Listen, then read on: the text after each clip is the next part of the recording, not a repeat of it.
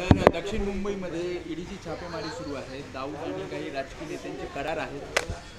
त्या संदर्भात ही छापेमारी माझ्याकडे माहीत नाही. जर राष्ट्राच्या सुरक्षेसंदर्भात काही विषय असतील आणि काही गंभीर गोष्टी असतील आणि केंद्राकडे तशी काय माहिती असेल तर केंद्रीय तपास यंत्रणांना सहकार्य करणं गरजेचं आहे. आता ही जी काय नावं आपण घेत आहे, दाऊद वगैरे वगैरे सगळे ठीक आहे, आपण त्याच्यावरती का फार बोलू नये.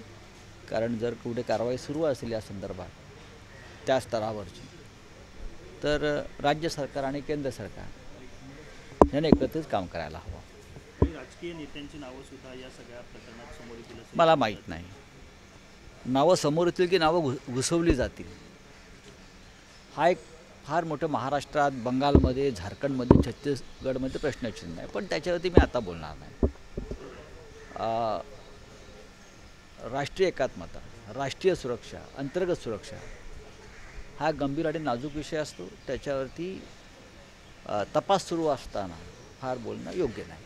सर, आदित्य ठाकरे उत्तर प्रदेशमध्ये पण बोलेन याच्यावरती. मी झाले, त्यांनी सांगितलं आहे किती वेळा याच्यावर बोलायचं. ते जाणार आहेत आणि ते प्रचार करणार आहेत. 2024च्या लोकसभा निवडणुकीची तयारी याच्यावर सुद्धा बोलून झालेलं आहे.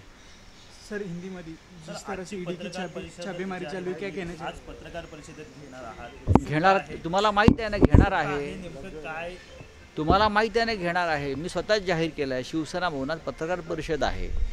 पत्रकार परिषदेला आपण या आणि मग ती ऐका पत्रकार परिषद.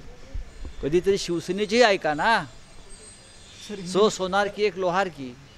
मोठ्या प्रमाणात शिवसेना ऐसा आरोप किया है अरे छोड़ रहे. ईडी की जिस तरह से छापेमारी चालू है उसके बारे में क्या? देखिए, अगर ईडी के पास कोई राष्ट्रीय सुरक्षा के मामले में जानकारी हो, अगर ईडी कार्रवाई करती है देश भर में, तो उनका स्वागत करना चाहिए.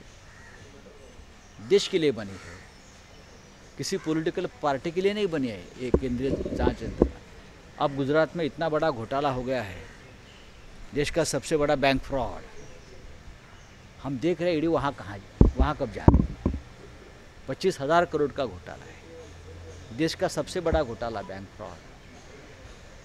वो दबाने की किसने कोशिश की 2 साल से? कौन थे वो लोग? 2 साल से ये FIR तक होने नहीं दे रहे थे. हाँ, तो ईडी ने वहाँ भी जाकर, वो लोग कौन थे, किसका इंटरेस्ट था उसमें?